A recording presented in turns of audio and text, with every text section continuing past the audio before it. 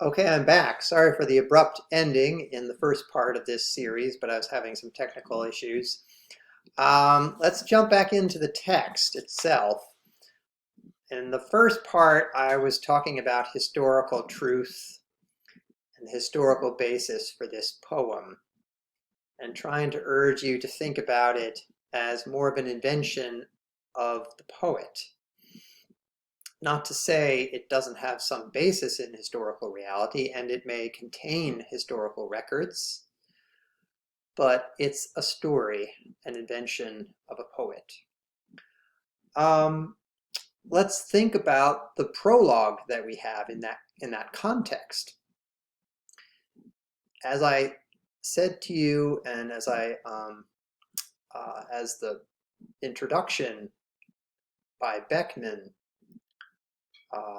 mentions, this version, the standard Babylonian version, was written down, carved into stone by a scribe, a poet, named Sin-leqi-unninni, around 1100 BC. And he begins by asking you to return in your imagination to the ancient city of Uruk during the time of the reign of Gilgamesh. Now, as I suggested earlier, the historical Gilgamesh is a vexed question. There may have been a king who ruled around that time with a name like that. But that was 1500 years ago in a city that has totally transformed. So you're from the south suburbs, most of you. I live in Flossmoor. Try to picture what the town looked like 1500 years ago. There wasn't a town. But even if there was a city like the Uruk of Sin-leqi-un's time, 1500 years prior, it looked totally different. So he's not remembering this story. He's not remembering this king or this city. It was 1500 years ago. It's not based on memory or testimony. Everyone who lived during that time is long dead. What the poet has are older written versions of the story and the oral tradition. This is a story that has been told generation to generation to generation. He has heard this story, different versions of this story. He has read different versions of this story. And he is rewriting the story. He is putting together the tablets and the oral traditions that he has into his own version. And the prologue is a great example of this. Right? Before the story begins, he asks you, the reader, to go back in time and imagine the ancient walls of Uruk. And to go in your mind to this place. So here we're turning to page 4.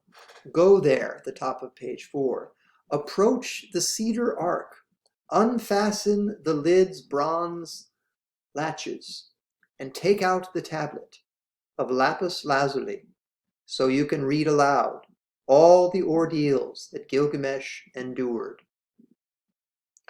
What is he asking you to do there, the poet? He's asking you in your imagination to return to the ancient city of Uruk and to dig through the rubble and find under the stone an ark, a cedar box, a box made of cedar, which is an important detail because in Tablet 5, Gilgamesh and Enkidu will go into the cedar forest and chop down all the trees. And they send the lumber down the Euphrates River, down the river, back to the city of Uruk, where they build a great wall and presumably wooden boxes. But inside this box, we're supposed to open it up and look inside, and what do we find? This tablet, the tablet telling the story of Gilgamesh. Okay, this is a figment of the imagination of the poet, right? The ark is not something that the poet has access to or anyone has access to, and the particular tablet may have been lost. Certainly the poet has some tablet, but he's asking you to go back to the original tablet, which 1500 years later, it's not clear that they still have it. So right there we have an example of poetic invention, poetic imagination. And that sort of sets the tone of the whole poem. Moreover, as we learned, right, the supposed author of this tablet is Gilgamesh himself. But this again is an invention of the poet. We have no evidence for thinking that a king wrote down his own story, right? This is a story that has been told through generations, and 1,500 years later, a scribe creates this image of this box containing the original story written by the hero himself, Gilgamesh. Okay? Now you can ask yourself, why does the poet add that to the prologue?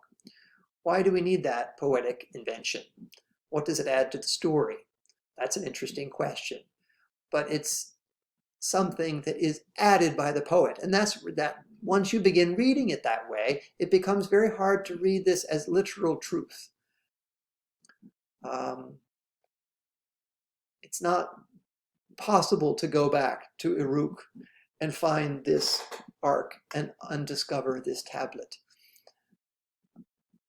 But we're being asked to imagine that. Now, it is interesting that this is 1100 BC, around 1800 of the Common Era, archaeologists did unearth at a library, not in Uruk, but in a city to the north, these tablets, right? The site of an ancient library is where these tablets were discovered.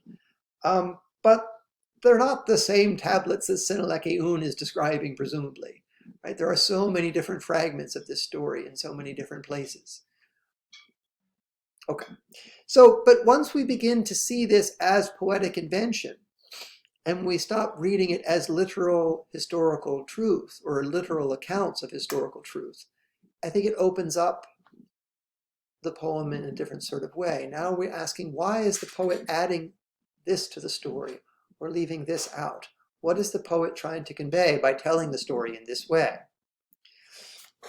Now, it's not to say that there is no sort of, there are no historical records or historical truths contained in the text, right? We can learn things about the history of these people from reading the story. For example, the way the city is described in the prologue, there is a reference to an orchard, to clay pits where they would store grain. There is a reference to the temple, to the goddess Iana. So presumably this tells us something about cities and how they were constructed, right? Cities had walls, right? The people grew orchards of fruits around the city walls. They stored their grains in clay pits. They built temples to goddesses and gods. Those details in the story reveal something about the historical reality of these people and how they lived and how their city was structured. But Uruk, as it's represented in the poem, is a kind of poetic representation of an ancient city 1,500 years prior to the scribe's writing down of this story. And Gilgamesh, while he may share many qualities of actual kings, he is kind of a poetic invention of like the king, right? The figure of the king. And so the question now becomes, okay, given that we're being told the story of this mythical king in this city, ancient city of Uruk that is kind of reimagined by the poet, what is the story trying to tell us? What are the themes of the story, right? What are the kinds of truths, mythical truths or moral truths or religious truths that the story is able to convey? And how do we interpret it? If we don't read it as literally, how do we interpret it? That becomes a question for us. It sort of opens things up for us. And that's what I hope we can do together starting tomorrow. Okay, I'll pause and I'm going to come back and make one more video looking at some of the details of the text. Okay.